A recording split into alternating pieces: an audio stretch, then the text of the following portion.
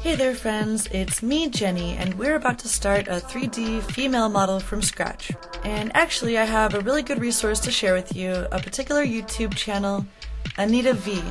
AnetaV is actually a teacher, and she was so kind enough to give me permission to use her footage in my video for this particular circumstance. She's got some really great tutorials for making 3D models, and I've just been going through all of her videos and have really enjoyed watching them. Some of the projects come with a template ready with the reference images all set up. So this particular video that we'll be following along with is a female model built from a cylinder base, which I thought was really cool.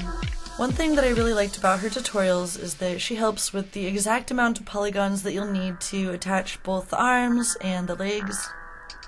I actually live streamed the process of watching her tutorials and following along, so that's why we're doing time-lapse for this video. So yeah, if you are trying to learn 3D modeling like me, then I definitely recommend her channel. And YouTube is an endless oasis of amazing 3D tutorials which I recommend getting lost in. It can be a lot of fun and very educational. I like how she set up the reference images so you're good to go. But basically you could go on the internet and get any reference images and practice making models this way by getting a front, back, and side image of a model for reference. Alright, so without further ado, let's get started. In this tutorial I'll use cylinder because it's more organic. So create 12-sided cylinder, move it and scale to match torso. Just scale and move it at first. Remember to switch the view from time to time to check the position and the volume of your shape. Next, right-click and convert to editable poly. Use existing vertices and reshape mesh to match torso silhouette. Start with the side view first and then switch to the front view. Do not worry about breasts. You add them later. Just concentrate on overall shape. Take your time. This is very important step in character modeling process that creates space for all details that you need to add later. Add additional divisions by selecting edges and using connect option. Each time you add new vertices or edges, you should use them to reshape body before you add additional division, because it is easier to manipulate low poly mesh.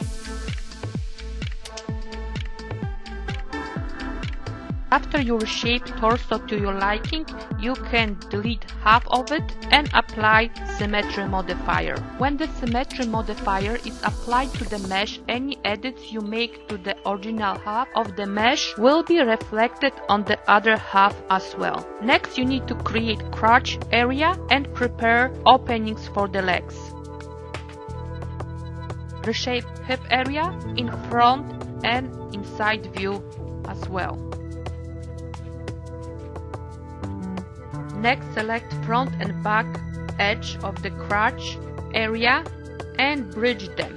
Set segment value to 2.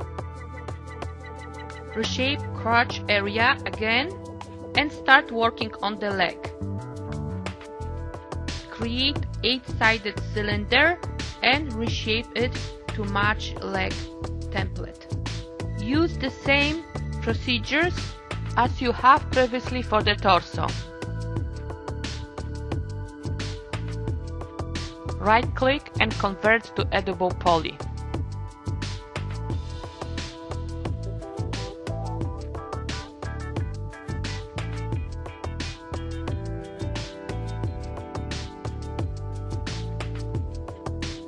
Spend time on the knee. This area will bend when animated. Use constraints to move the edges to the proper position without affecting mesh.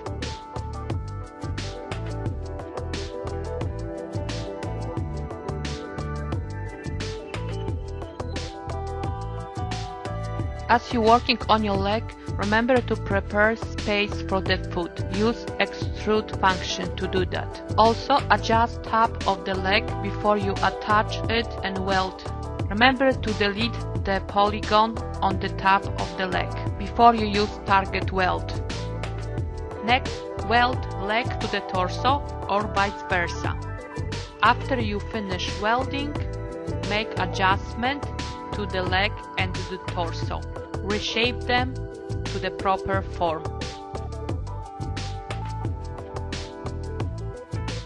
Next, create foot. Select 2 or 4 polygons in the front view and extrude them. And then reshape them to the proper form. Apply the same process as you did when you created torso and the legs. So reshape the foot to your liking, and again try to keep low poly. At the same time, pay attention to topology and reduce any multi-side polygons that have over 4 sides. As you work on your model specific area, try to take a short break from time to time. Because after some period of time, you will stop seeing mistakes you might have created. So take a short break and revise your work before you add next part. Next, prepare space for the arm. Use connect option. To create actual arm, you need 8-sided cylinder. Next, move, rotate and place cylinder in proper position.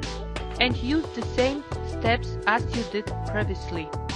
Always take your time and never give up. If something is hard to fix, then model it again. As you're working on the arm, remember to make adjustment to the elbow. The elbow is a little tricky because it needs to bend when animated. Try to make all necessary adjustments to the arm as well as to the torso before you combine both pieces.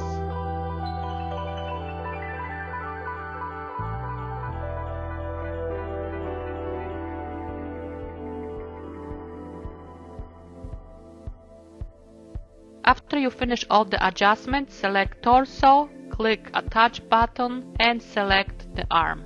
Next, you need to create connection between arm and torso. So select corresponding polygons and click bridge button. Next, make adjustment to newly created underarms and surrounding areas. Reshape mesh to fit your character template before you start working on next body part. As you work on your model, remember to save your work from time to time. Next, model character hand. Use your favorite tutorial or one from my channel. Import hand to your scene and place it in proper position. So this is where she pointed out that we need to have a hand already modeled. So I referenced a couple of her hand modeling tutorials as well as looking at a few others on YouTube. Seeing as I can hardly draw a hand, this is probably the 3rd hand I've ever modeled. Well, maybe like the 4th hand. It's just as much of a challenge to model it in 3D. Great practice doing low poly 3D modeling. And it's actually pretty relaxing despite the challenge involved. Really fun to get better at doing low poly 3D modeling like this.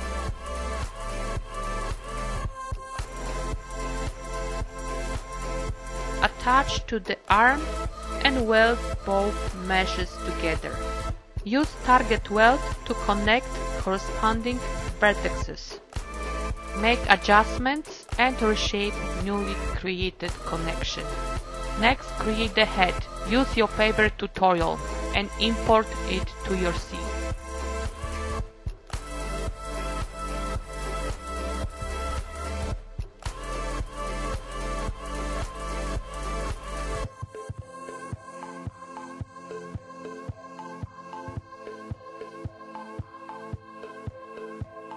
Then we start modeling a head from scratch as well.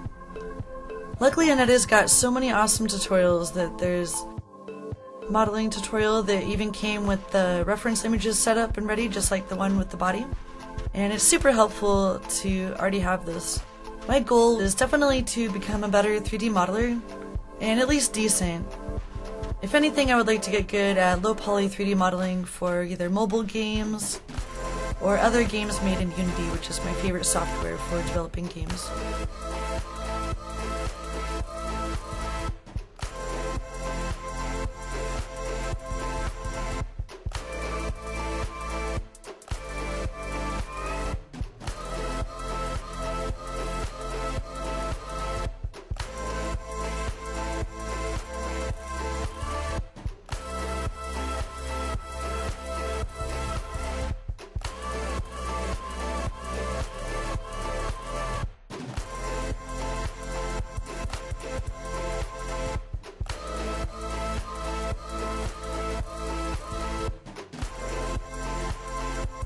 Next, move, scale and place head in proper position. Adjust overall shape to match your character template. After you complete necessary adjustments, attach head to the torso and weld them together. Use target weld to connect corresponding vertices. Sometimes you need to create extra edge loop to adjust topology, especially in places that stretch. Use Cut tool to complete this task. Make adjustments and reshape newly created connection. Next, you may add claws or breasts. As you can see, I already added breasts to my model. Unfortunately, I seem to have lost the recording of that portion. I think I had added them after streaming one of those days and just forgot to save it. And I've yet to add hair to this model, but for now, I think I'm pretty satisfied. Well, thank you very much for joining me on this journey, creating a 3D model from scratch and following along with the AnetaV tutorials. I sure had a blast streaming it live with my friends on Twitch, and if you like this type of thing, 3D modeling, and talking about game development, etc., I stream quite often on Twitch live where we can interact in person. I sure look forward to making many more 3D models in the future, both on my stream and in general. I wanted to say a very special thank you to AnetaV for making these awesome tutorials, and also for giving me permission to use them in this video. If you're interested in 3D modeling and would like to learn more about the subject, I definitely recommend her channel. Thanks for watching, friends, and I'll catch you again soon. Bye!